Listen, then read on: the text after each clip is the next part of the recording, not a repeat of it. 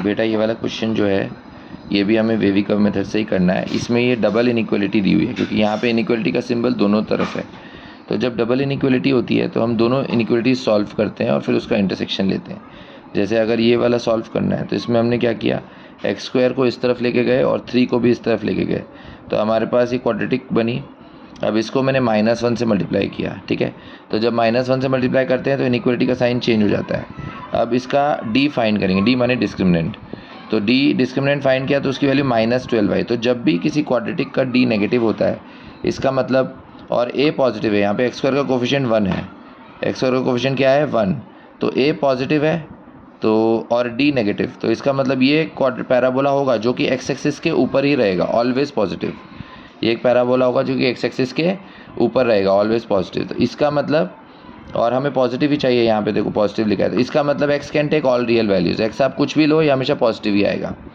अब तो ये कंडीशन 1 हो गई। अब दूसरी तरफ की इनइक्वालिटी, यहाँ पे x और 1 को इस तरफ शिफ्ट करो, ट्रांसफ़र करो, तो हमारे पास जो क्वाड्रेटिक आती है वो x² - x + 4 < = 0।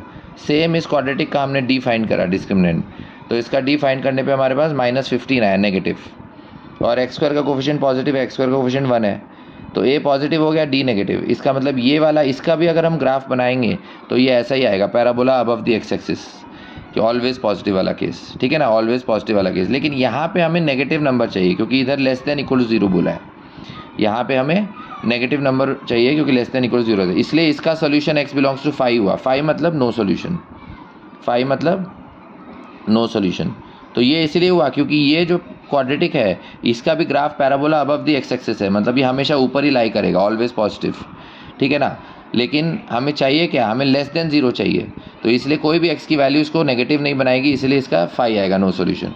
तो 1 में r आ रहा है ऑल रियल नंबर्स और 2 में आ रहा है 5, नो सोल्यूशन। तो दोनों का इंटरसेक्शन 5 हुआ क्योंकि हमें डबल इनइक्वालिटी है, तो ऐसा चाहिए जो दोनों को सेटिस्फाई करे, इंटरसेक्शन, तो इसलिए इसका नो सोल्यूशन आएगा फाइनल आंसर। ओके।